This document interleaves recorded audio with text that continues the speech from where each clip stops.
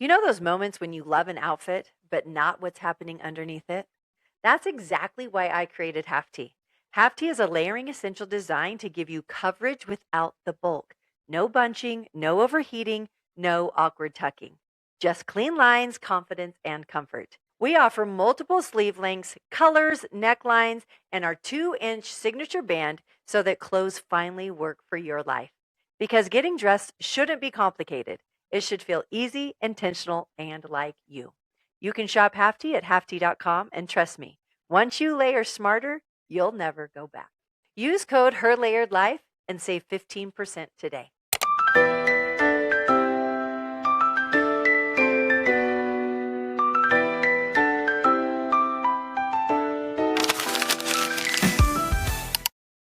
Welcome to Her Layered Life, where we talk with women business owners about faith, family, business, and every relationship in between. Here's the truth. Women drive over 80 trillion in global spending every single year. Yet only 2% of those dollars go into women-owned companies. What if we took that to 5%? We could change the dynamics of our economy and millions of lives. One story, one layer, one woman at a time. Because her life is layered and her influence can change the world. Today's conversation is one that I think so many of us are going to feel at a much deeper level. We're talking about a brand that is more than just clothing. It's a message, it's a reminder, it's something you can literally put on your body and carry with you through hard days. Unfinished Apparel is built around the idea that none of us are done yet, that healing isn't linear, growing is ongoing, and every single one of us is still becoming. And as we step into Mental Health Awareness Month, this conversation matters because mental health isn't just something we talk about in crisis, it's something we live with, manage, and grow through every single day. So today we're diving into a story behind the story behind Unfinished Apparel, the heart behind the mission, and somehow something as simple as clothing is helping people feel seen, supported, and reminded that they're not alone. This is Lauren. I'm so excited to introduce you to the founder of Unfinished Apparel. What I love about this brand is that it didn't start from a trend, it started from something real, from lived experience, from a season that required resilience, honesty, and ultimately purpose. This isn't just a business story, it's a human story. So let's start here. Lauren, thank you for being here today. Thank you so much for having me. You're very welcome. So I told Lauren when we got on, I do not know other than from what I read on the about page of your website. I don't know a lot about Unfinished Apparel, and I'm very very excited because there's an element of like fear, like am I going to ask the right questions? But there's also an element of just excitement that I love getting to know people and I love hearing people's story, and there is like a funness around and excitement around getting it really fresh and not having my own perspective or my own opinions, or I've been following you for years and so I feel like I know you when I actually really don't, right? So thank you for being here. Really quick, we have to talk about this. Lauren's last name is Bean. And so tell me about your nickname because we're actually this is kind of crazy. But I'm going to have Lauren start. So I have been called Bean since I would say like I came out the womb. Like that was the first nickname I ever had. I was given to me originally by my grandfather. And from that point, everyone called me Bean or some variation of Bean. So it was either Laura Bean, Beanie Beans, Beano Beans, which I really hated. And it was always some variation. And then that just kind of like stuck with me. Close friends could call me that. And then when I got to college, I met a boy named Andrew Bean, So and he crazy. became a very good friend of mine. And when I went home and told my mom about this friend of mine, she said, "Oh, what's his name?" I said, "Oh, his name's Andy Bean." And she was like, "Oh, well, you have to marry him." And I was like, "Mom." And she was like, "No, Lauren, like that's meant to be because then your name would actually be Laura Bean." And so I ended up falling in love. And we got married, and my last name officially became Bean. So I always say that's like my invisible string theory or whatever they call it. But yeah, that is how my name came to be. Oh my gosh, I love it. So my freshman year, I had a upperclassman. She started calling me Manda Bean. No idea where and like where it's actually eighth grade, I think, is when she started. But it was the same for me. never, I mean, they announced me walking across the graduation stage as Amanda Bean Covington because that's just what everybody called me. And anyways, my family still calls everyone. I mean, college, a Beanie Weenie is like my best friends from college. That's what she calls me all the time. Hey, Beanie Weenie, what's up? But it's crazy that we both have got this super cute little nickname. It's a good one. Um, and that I cannot believe that you married an Andy Bean. I am actually dying about that. That is so crazy. So sick. Yeah, Anyways, I had to get I I just recently had my daughter and I had to get her a little onesie that said Little Bean on it. Like the nickname oh, will continue. Like you're I not sure if you're love it. Little Bean Junior. Can you do yeah. that with girls? Are girls juniors? I don't I've never heard of a girl junior. Have you? I don't think so. I don't think you do, but I feel like you could. I mean, why not? Why do boys get all the fun? True. So your recent, how old's your baby? She is 3 months. 3. Oh, she's baby. Baby. Like I was gonna record this Mm. at my house, but she's in a sleep regression and yelling, and so I was like, okay, I'm gonna have to go to my Oh, I love it. I love it. I love it. I love babies. I'm gonna be a grandma in July. It'll be my first grandbaby. Oh, And congratulations. I'm very, very excited that we get to have this little baby. But I just love babies. They're in like, it's going to be a crazy time of life. And now me included, because now I'd be considered an old lady because I'm going to be a grandma. But um, it's the craziest time, but it is absolutely the best time of life. And it goes by so freaking fast. It's not even funny. Oh yeah. I have been amazed. I thought it was going to clash so much with being a businesswoman as well. Hmm. That was my number one fear. I was like, I don't know how I'm going to do these things. And I feel like it has made me better at both things. Like they Hmm. teach me so much about each other. And I've been telling everyone, I was like, I was the first person to be like, I don't know how this is going to work. I don't know how I'm going to do. And I'm like, go for it. I'm like, you will become a better version of yourself. You'll become a better business person. You'll become a better mother. I'm like, I don't, it just, they work together. I love it. Oh, I love it. Okay, so let's get into Unfinished Apparel. I want to know all the things. I don't know very much about it. So I want to know, I want to first kind of dig a little into you. You know, where did you grow up? Tell me a little bit about your family and then kind of take us through, how Unfinished Apparel came to be. Sure thing. I grew up outside of Philadelphia in media.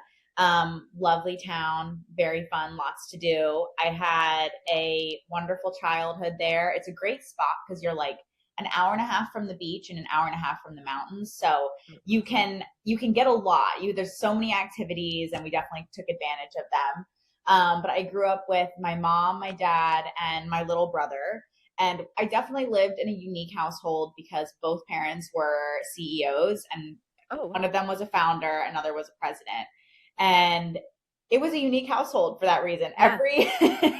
Every car ride was usually filled with a business call. Every night at dinner was going to be some type of conversation surrounding business. So I always said like I grew up in what felt like running companies with my parents just because I heard so much all the time. And because of that, I vowed to never run a company. Because First mistake. yeah, that was my first mistake. I was like, I saw how hard it was on my parents. And I saw them go through so many things that weren't their fault, that were just external factors that made business so hard. And then also just watch them go through, like, my mom started her company in our basement and grew it as I grew up. And my dad went on his journey as well. And so when I went off to college, I was like the artsy child. I was like, I am not running a business. I'm a songwriter. That was what I had spent the last few years doing. I loved. Well, I mean, Lauren Bean, that's a great songwriter name. I know it was way better than my maiden name. I'm just It saying. was Like, really set up. I feel like it still might be in the cards just with the name.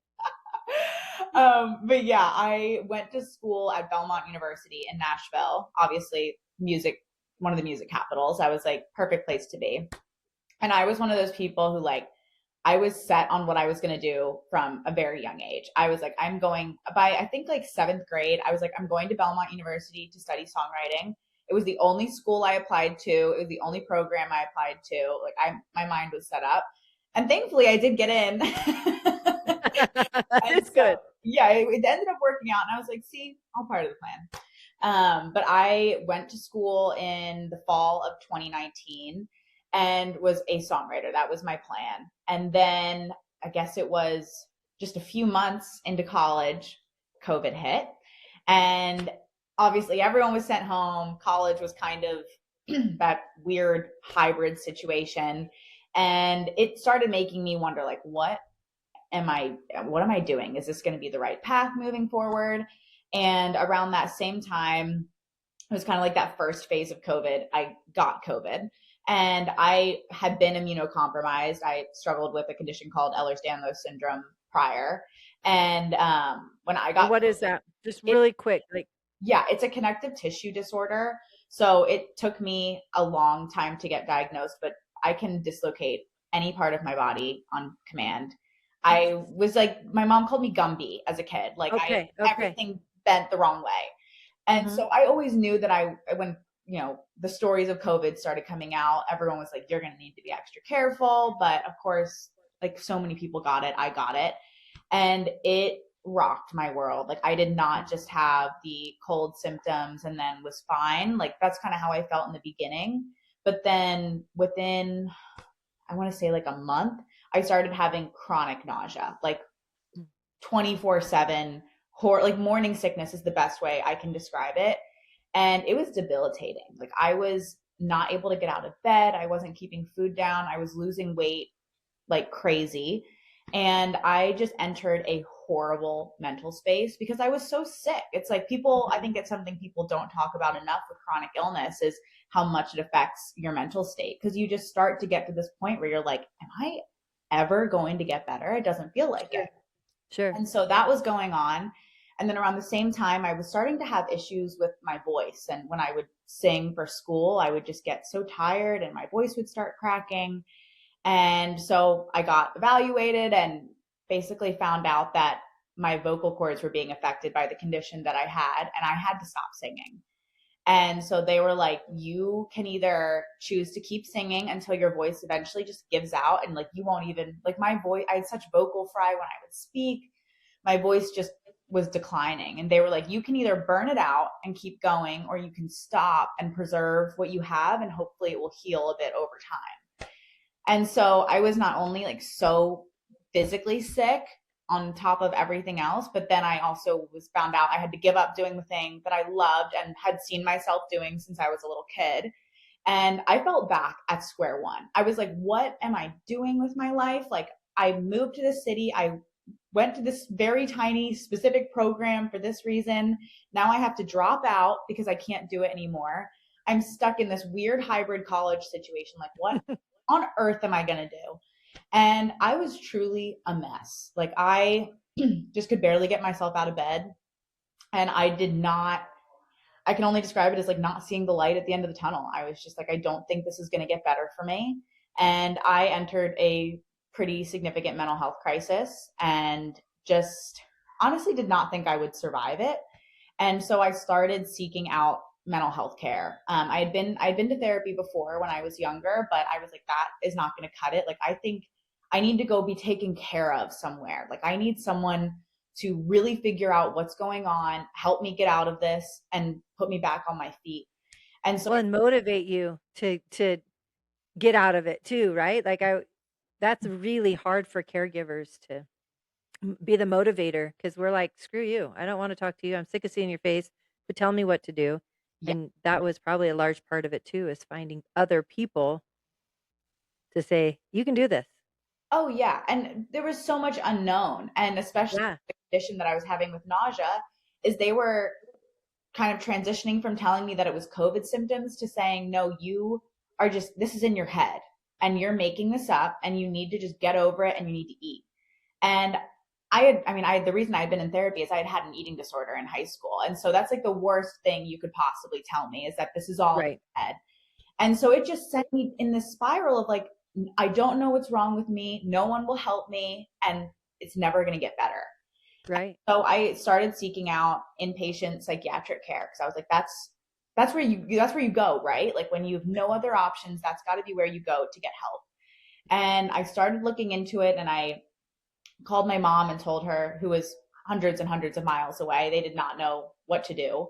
And I was like, I think I need to admit myself. Like, I don't feel safe. I don't trust myself. I need help. And she was like, Lauren, I don't think it's going to be what you think it is. And she was like, I have friends whose children have gone. And she's like, I don't think it's going to do what you think it is. And I was like, I didn't know what she meant. And so I kind of started asking around to people who I knew were comfortable with mental health conversations. And I was like, do you know, what residential treatment looks like, or crisis stabilization? And I was shocked by the stories that I heard. It was so not what I expected. It was like, oh, you're going to go. The first thing they're going to do is strip you of all of your clothing. They're going to put you in these like see-through scrubs. And then you're going to sit there for like 72 hours until someone evaluates you. And then maybe you're either just going to get discharged, or they'll actually send you to an inpatient center. And I was like, what are you talking about? I just couldn't believe it. I was so shocked by it, and honestly a bit disturbed, that I was like, well, whatever that is somehow sounds worse than what I'm currently going through. So I'm not going. And but I didn't. I was just like, that sounds terrifying. And so I ended up not going. I ended up reconnecting with a local therapist, and honestly just building a support system around me to get through it. Thankfully, I had my now husband at the time, who was very, very supportive and trying to help me. But it never really left my mind that I chose not to seek out help because I was too afraid of that help. Mm-hmm. And that's a problem. It should never, ever be that situation. And so around that same time, my then therapist was like, you need a hobby that doesn't require much energy, but that can take your mind off of things. Like, you need something that's going to give you a positive experience. And so I had been thrifting at the time, because that was like all the rage in early COVID, was like going to Goodwill, thrifting. And so I picked up an embroidery machine off of Facebook Marketplace from this woman at a gas station. And I was like, I'm like, how do you even work this thing? And this woman was like, I don't know. It was my mom's. She loved it. Hopefully it brings you joy. And I was like, okay. So I took it home. I embroidered a shirt for the first time, and I embroidered it through the shirt, so you couldn't get the shirt on. And I was like, why did I even I love it. And so that was my first embroidery experience. But then I quickly learned and really did enjoy the process. I was like, it doesn't take me much energy. I've got to program it and make the little design, but then I just get to press go. And at the time, I was still so sick. I didn't have much that I could do. And so it was something that I could do at home that would bring me joy. And so I was like, I kind of need some college money. I was living in my couple 100 square foot apartment. And I was like, I'm going to start a little embroidery business on Instagram and maybe sell some things, and on TikTok. And so I started these little pages and started posting about it, and made a couple sales. And I was still kind of in recovery on all fronts at the time, and was like, this would be a lot more fun if it did something good for the world. Like this, it would just feel better. It would be a fun project. It's college, so why not?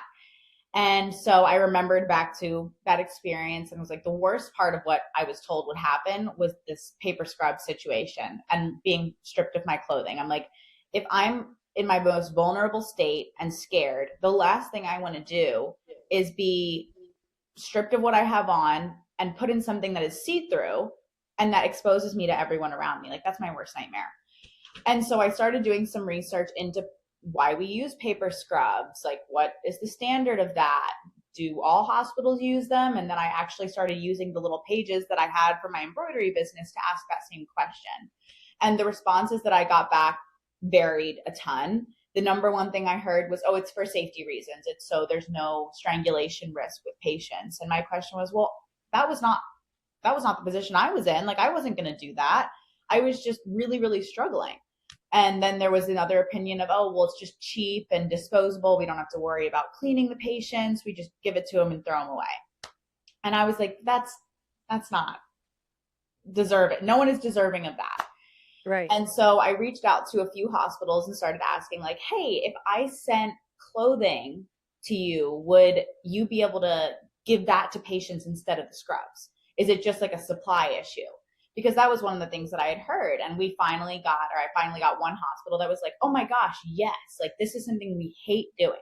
We hate putting patients in paper scrubs. It just kind of became somewhat of a standard over the last couple of years. And so it's what we do, but it's not what we want to do.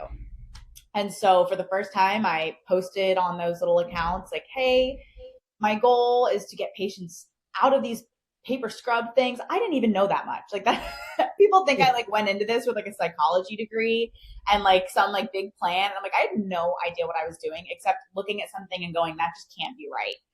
And so it was like, I'm going to use percentage of proceeds from whatever I sell on here to make psych safe clothing, and I'll send it to the hospital because they just told me it has to be string, hood, zipper, and button free.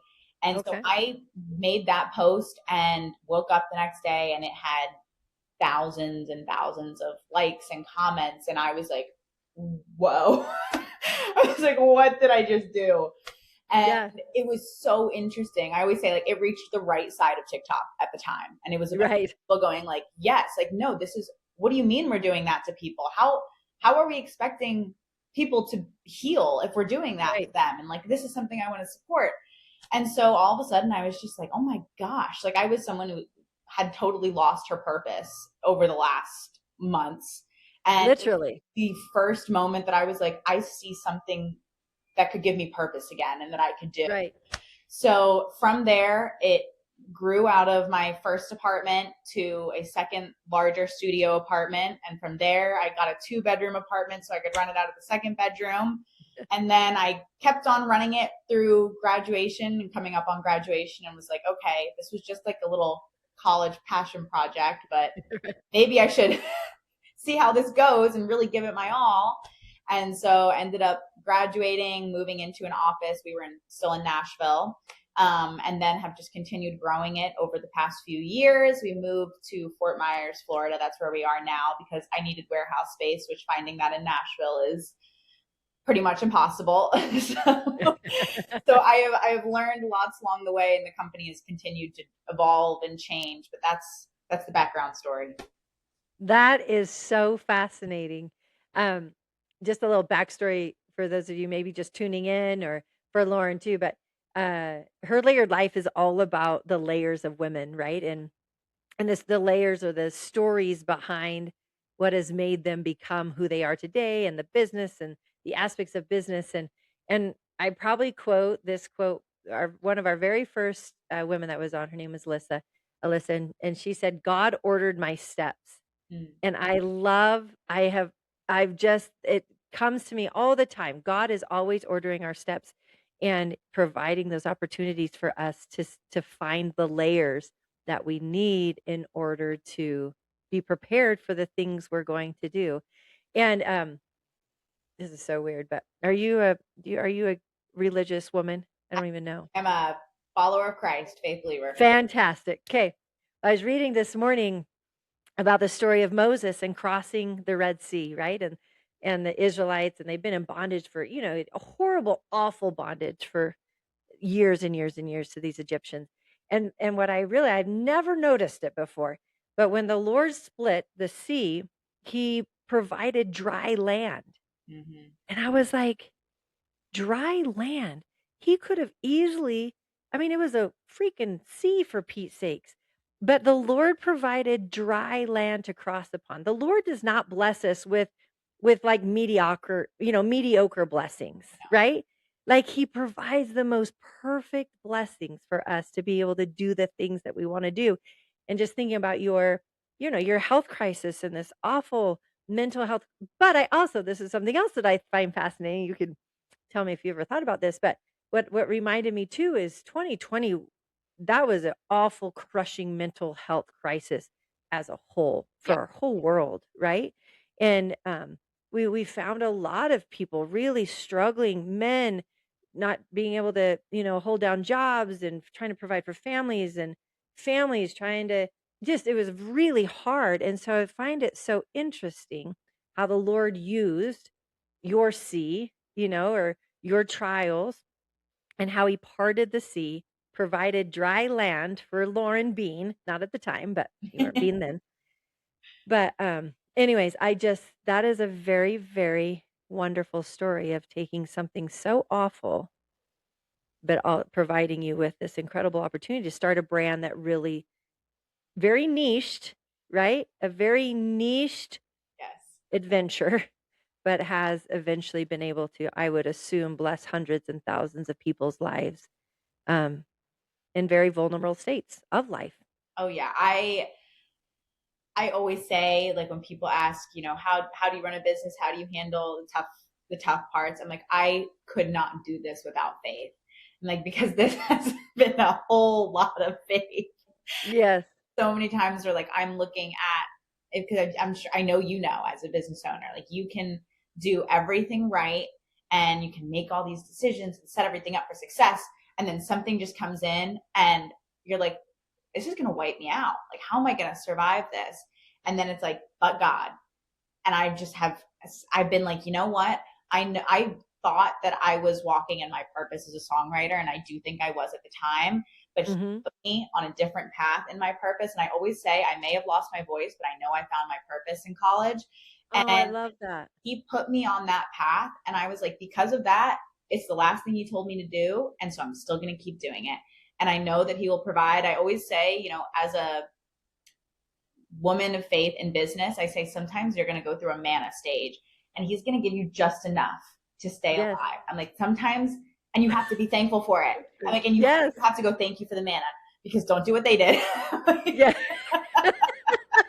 You have to thank you for the manna and know that he is keeping you alive for a time of harvest that's coming. And I'm like, sometimes you just have to ride that wave. But oh my goodness, I don't know how I'd get through it without faith. I think it's too hard.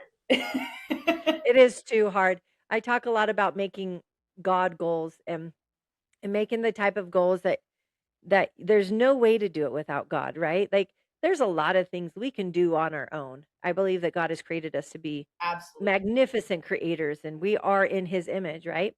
And but there's some things we can do. There's other things that we need to do and to lean into and to step into that the only way it's possible is because of God. And then that allows us to work so well with him and to really strengthen our faith that he's got our back.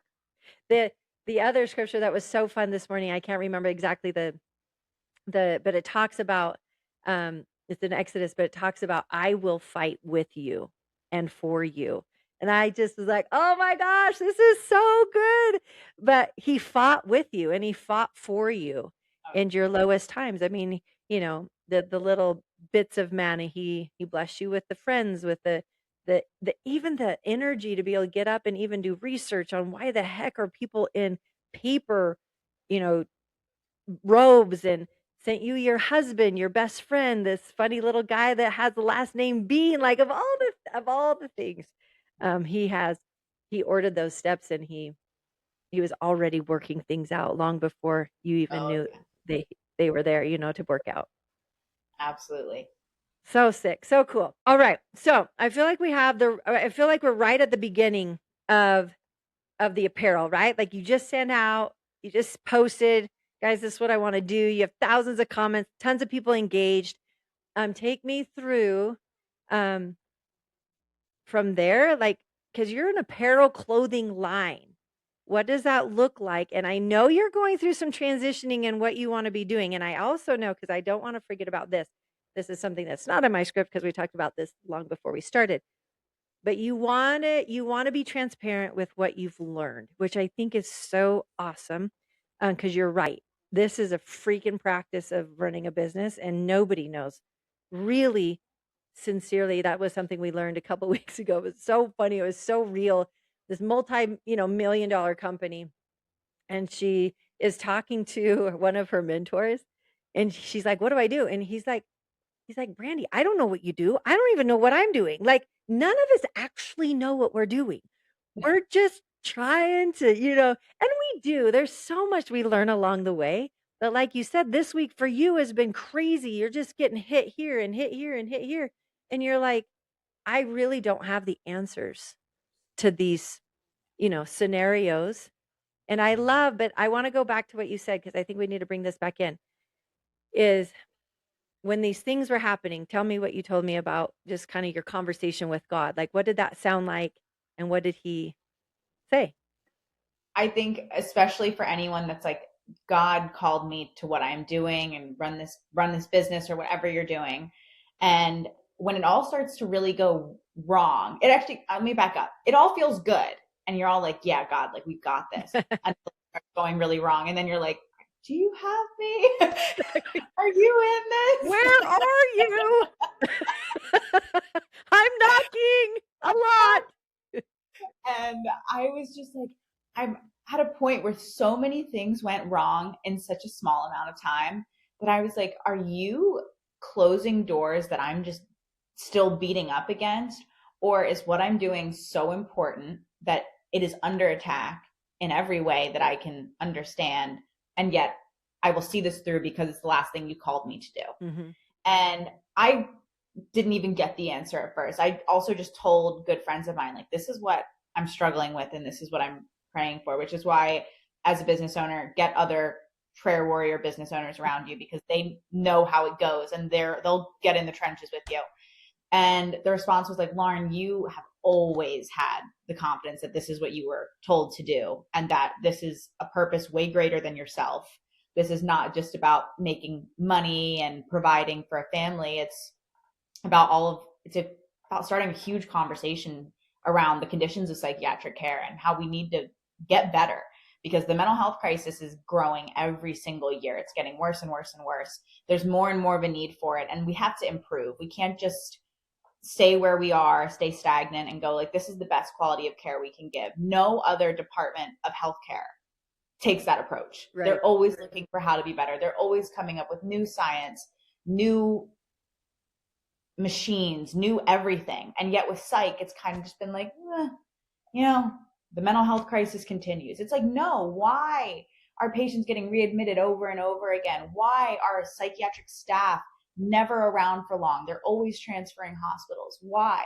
And we have to start asking those questions and actually make a change because of it. And so it was just one of those days where I was like, okay, I'll keep going. It's so funny.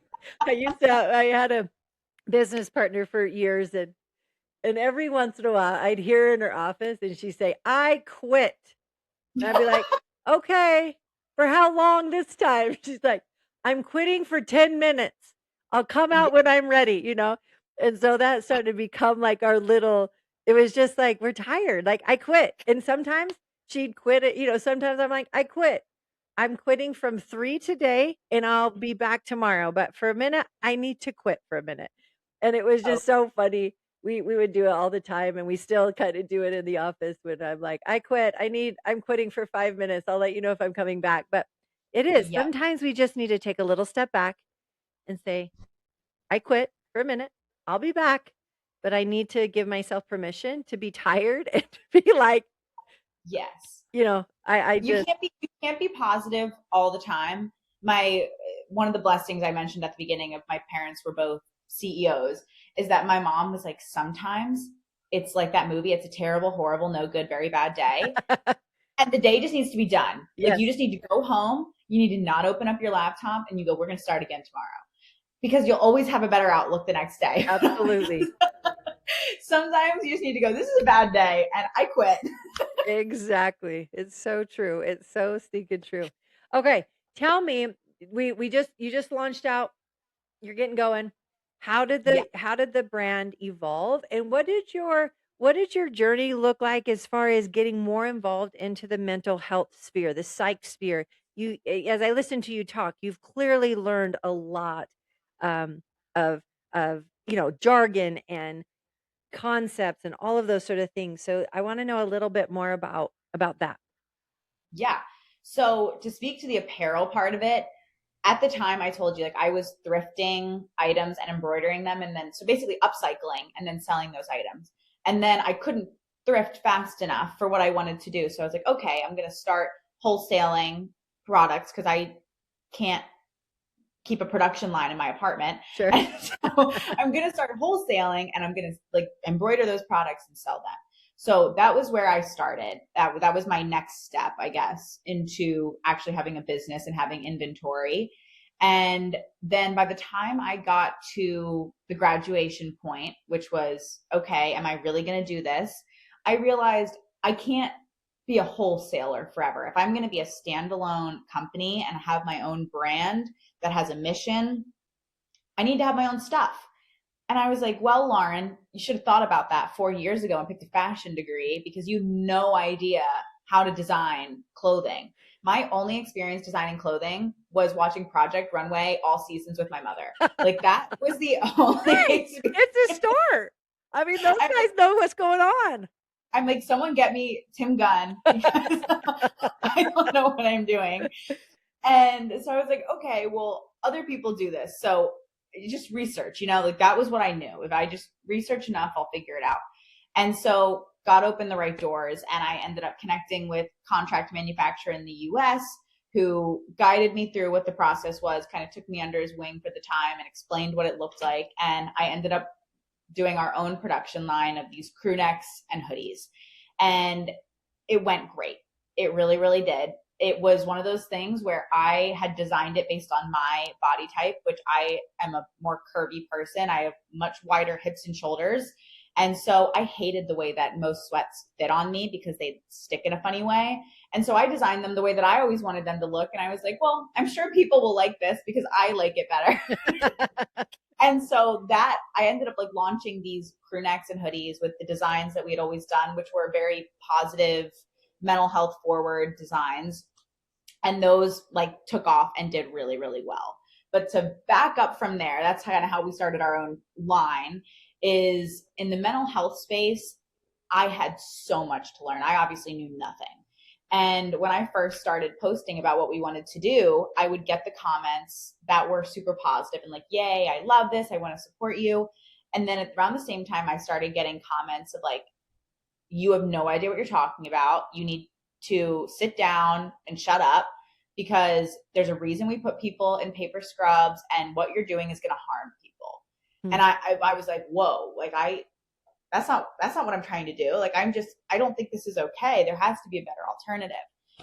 And so I did kind of have to sit down for a minute and go and research and make sure that I was going to know what I was talking about, because I think especially when you're dealing with healthcare, like you can't just make statements with no research. Like you have to know what you're talking about. And there's always going to be people who disagree with you, but at least have a leg to stand on. And so I ended up doing some research on hospital clothing and patient reaction to it, and tried to see if there was any information out there that could back up what I was like, honestly, common sense thinking was no one can heal when they're this physically uncomfortable. And there was a study that was done that was on patient experience and staff experience as well to what patients were wearing. And it's like that like meme that's like, so she just called Taylor up. I just LinkedIn messaged this guy and was like, hey, I saw you did this study. Can I talk to you? And he was like, yeah, sure. He's like, I did that study. Finally, someone wants to talk to me. Exactly. He's like, I did that study back in university, and it's just so interesting that you found it. And so I jumped on a call with him, and he actually was way into his career now and had his own clinic and practice. And he was like, I apply what I learned in that study. And he's like, and that is that patients who are in dehumanizing kind of like jail clothing scrubs do not heal well. He's like, because they feel like prisoners, right? And they feel like a number. And he's like, when you strip someone of individuality and then expect them to focus and heal on the most vulnerable and intimate parts of themselves, you're not going to get the result that you want. He's like, it's impossible. And he's like, the hilarious thing is that everyone in this industry studied psychology. And we all know that the basics, like the fundamentals of human experience, is that we have to feel physically safe to do anything. If that need isn't met, we can't even like extend beyond that. And he was like, so we know this, and yet we put these people in scrubs. And so I was like, thank you, because that's what I thought. Yeah.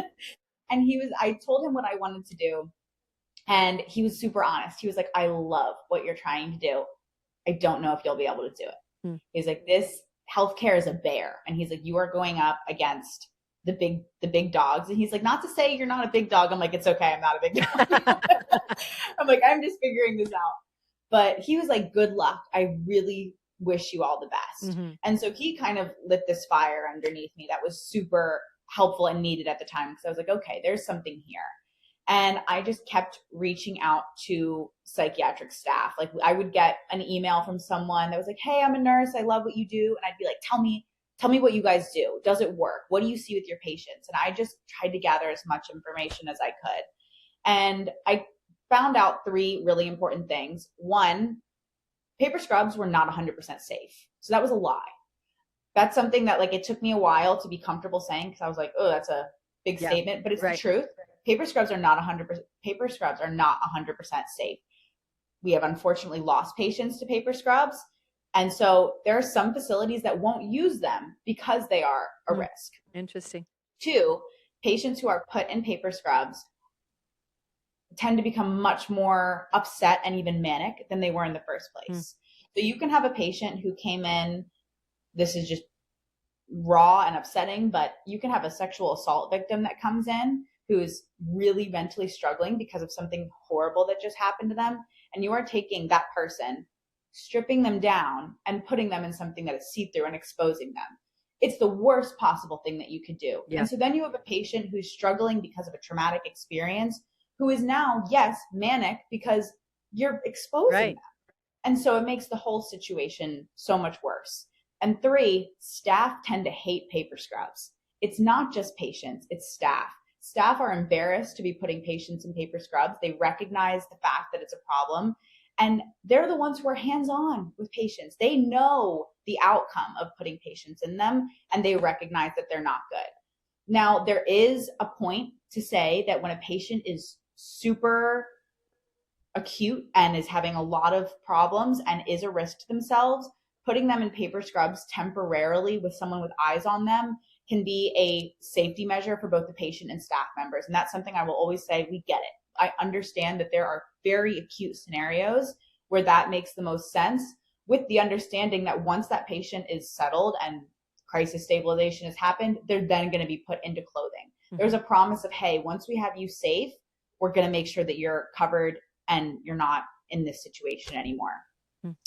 And so once I learned that, I was like, I'm going for it. Like, this does not need to be this way anymore. So I leaned into our mission of saying, hey, 10% of proceeds are going to go towards making psychiatric safe clothing. We're going to send it to partnered units across the US. It's going to, go here and there depending on sales that month, but we're going to do everything that we can do.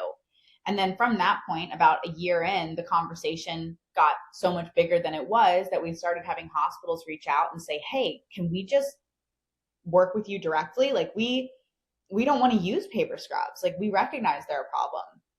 And that was then when we launched our therapeutic clothing programs, which was the year I graduated. So that was really the big, here's the vision of the company moving forward, is not just to have a retail brand and not just to start a conversation, but we're going to act on it. And we're going to change the way that staff and leadership approach clothing patients in psychiatric settings. And so then we started working directly with units, supplying them and trading out paper scrubs and going, hey, there's a way to set patient admittance policy up so that you have a patient who is safe and who can be clothed. There is a balance to that, and it is 100% possible. Why? Because we are one of the only countries that regularly uses paper scrubs. The rest of the countries do not, because they recognize that it's a problem. So we were trying to be the balance of that, because there is something to be said for when you let patients just wear their own clothing. 1, you have a lot of patients who end up not having any because no one can bring it to them. 2, there's contraband issues. So having a standardized product that is safe but is comfortable is huge. And the next step that we took with that was not just putting them in another, we're not just putting them in another jumpsuit. We're giving them a choice in what they wear. So when we work with hospitals, we try and vary the colors, designs, everything we can as much as possible. We carry U small through adult 5X.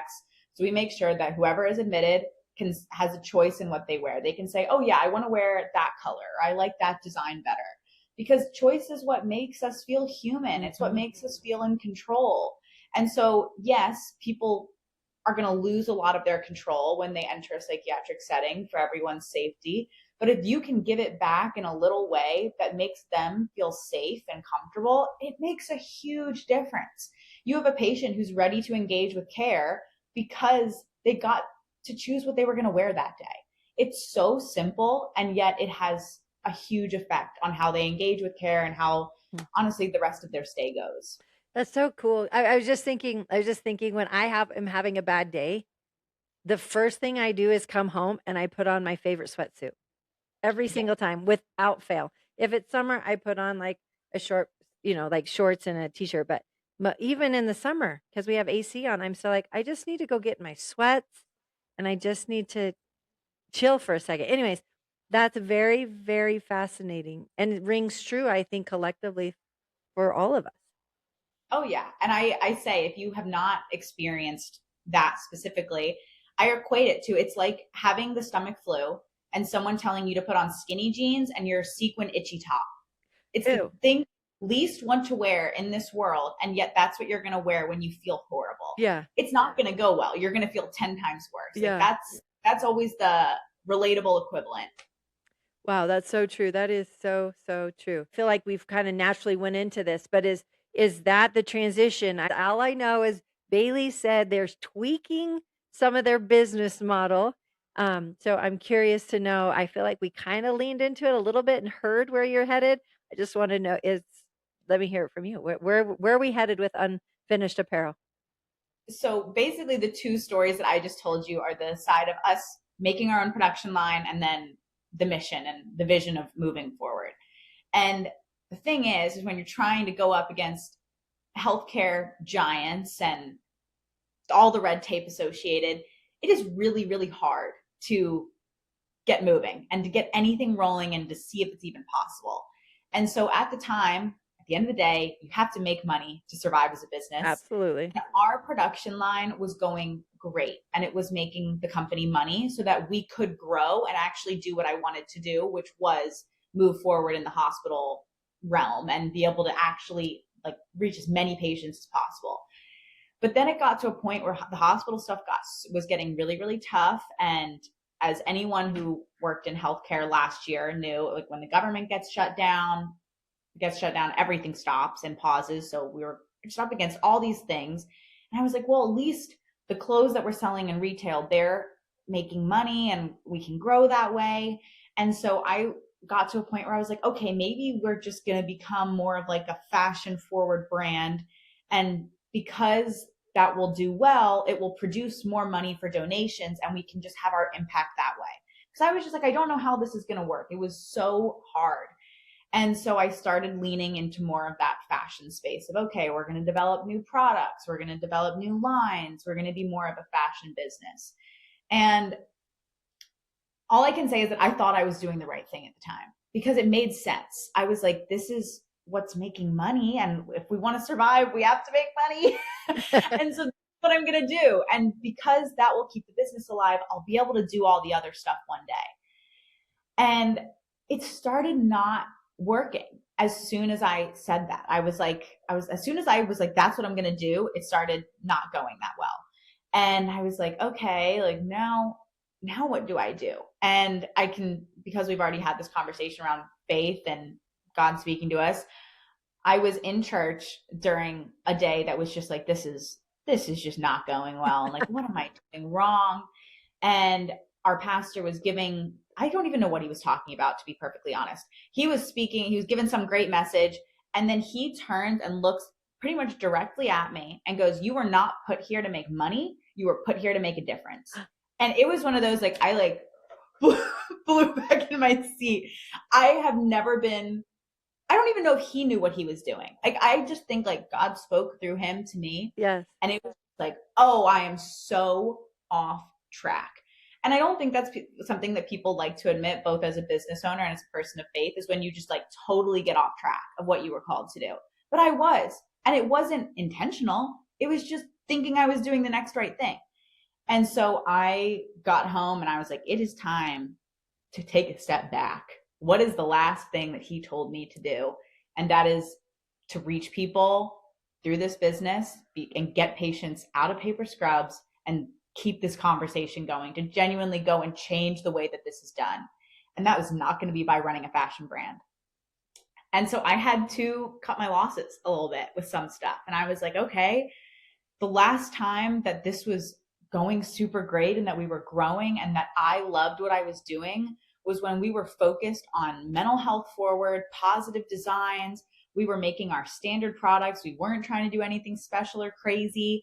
And we were just communicating the message of every single purchase is going to make a difference. And this is what we're trying to do. And to have the time back to focus on hospitals and have more conversations with them and push the mission forward. And so when I was speaking to your team, I was like, hey, like, I don't know what this is all going to look like, but it is not the plan that I had. And I had invested so much into a brand refresh and photography and all of this branding stuff. And I was just like, that's not what the company is. And it's not who our audience and the people that care about us care about. Like, the people that love us for what we do are the people who are getting off a 12-hour psych shift, who are like, I don't want my patients to be in this crap. I'm going to support this brand. Or college students who are studying psychology and who care about what we're doing and who want to proudly wear our apparel during their clinicals. Those are our people. And so I had to take a step back and look at that, reevaluate, and go, okay, how are we going to move forward? Let's reconstruct this plan. So that's what I have been doing the past few months. And I feel the best that I have about it. I'm like, okay, this is what I was supposed to be doing. But it doesn't mean that everything has gone easy, because as you said earlier, there's been there's been a few little hiccups. But I would say it's when you are on the right track and doing exactly what you're supposed to be doing that those are the things that happen. I know, because guess who doesn't want those things happening? Exactly. Freaking Satan. Have a t-shirt that says, not today, Satan. And I love it. I think it's so awesome. But you're right. When we are on track to doing God's work, Satan does all that he can to make it not work. But the good thing is God always wins. He just does. Yes, he does. He is. Yep. He is an undefeated champion. That is exactly right. Anyway, all right. So we're getting to our hour of our podcast, and I want to talk about, just really quick. I normally do shotgun questions, so I'll try to help if you can't come up with these, but I think you will already. But we talked earlier before we even started is how important it is to you. You did a little research before you started your brand, and you asked other women business owners, things that they had learned. And you said it's so important for women to, and this is really the core of Her Layered Life, is educating our listeners, educating consumers, educating the women of the world, because we really are the number one consumers. 80%, isn't that crazy? 80% of what is bought by a woman.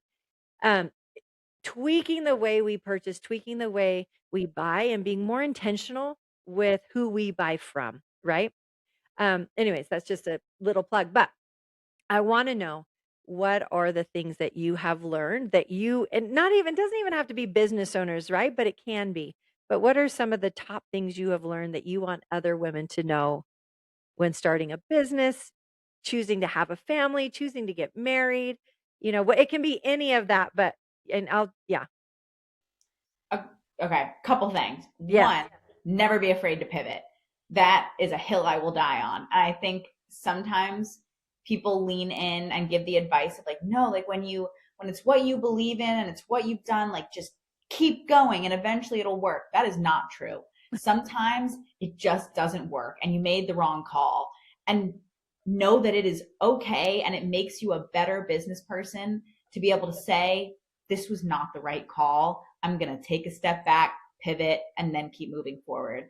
That is the best thing that you can do. And I think it just took me a little too long to realize that, but I can't emphasize that enough.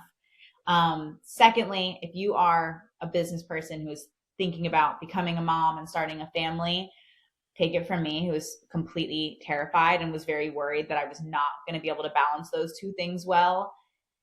It has made me a better business person, and it's made me be able to prioritize things in my brain so much better, because I think before I was a mom, every business problem felt like the biggest fire. It was like, oh my gosh, the whole place is going to burn down.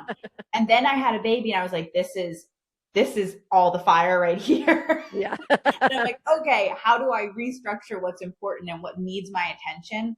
And all of a sudden, you realize how to prioritize things correctly, and you can still run a business and put your heart and soul into it and love your child really well. So don't be afraid to do those two things. It is absolutely possible, 100%.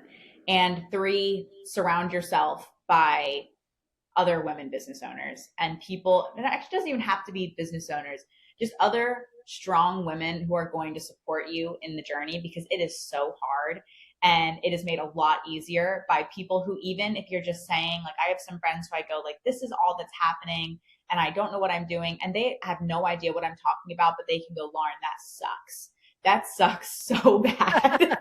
And I am praying for you.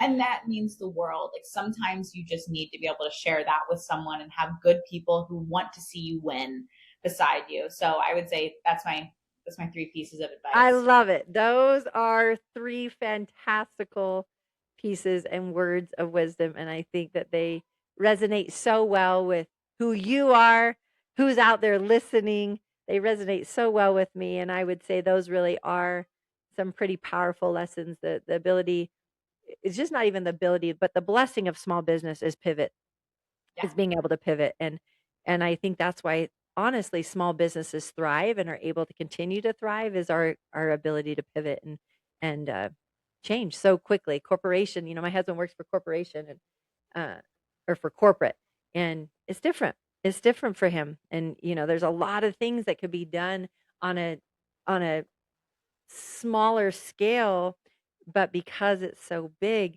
it makes those, and they have a lot of say in what they get to do, but we are blessed in a small business setting to be able to pivot and make those changes when we see they're needed to be made. We And are. I think that our people, like our consumers, our customers, they they're so good to pivot with us, right? Like I just feel like compassion and empathy and loyalty to the brand is so fun to have on a small business level, because you're like, "Oh, well that didn't work, so we're doing something different now." And they're like, "Okay, let's go." Yeah, sounds fun. Okay, what do you want me to do? So, Yeah. anyways, this has been a fantastic hour. Thank you for spending time with me this morning, and Thank you so much um, for having me. you're very welcome. I'm really excited to continue to watch Unfinished Apparel. And I mean, your whole message is that our stories have not yet been fully written, right? And how fun it is to know that you're kind of headed in a little different chapter, another story piece of this book and of your Unfinished Apparel journey. And I just really appreciate the story and the all the time, and just thank you. Thank you. What a pleasure it's been to speak and get to know you. Thank you for giving the platform. It's Well, needed. you're very, very welcome. All right, everyone. This is Lauren from Unfinished Apparel. Thank you so much for being here today. As we wrap up today's episode, I just want to leave you with this. You are not finished. No matter what you're walking through right now, whether you feel strong, stretched, and somewhere in between, your story is still being written. Healing isn't linear, growth isn't perfect, and you don't have to have it all figured out. Keep moving forward. I hope this conversation reminded you that mental health matters, not just in hard moments, but in everyday ways we show up for ourselves. And if this episode meant something to you, share it. Send it to someone who might need this reminder today, particularly those people that we talked about to do today, healthcare professionals, nurses, anybody that you know in this space that may be somebody that could be a great collaboration, a great collaborator with Unfinished Apparel, because their message and their purpose and Lauren's purpose and message is so powerful. And really, it is about the one. It's about the one patient that walks in needing care that doesn't need to be put in some paper, robe. They need comfort, they need help, they need an environment that helps them feel safe. And I love what Unfinished Apparel stands for and what they're really leaning into. And it really is about the details. It's about those moments that can make and last forever. And that is something that I think is so important. Um, but make sure you're following Her Layered Life so you don't miss the conversations that are helping us live with intention in every layer. Because when women support each other with intention, we rise together. And remember, your dollar is more than currency. Its influence is change, it's empowerment. So until next time, let your choices shape the world you want to see and love every layer of your life. Mwah.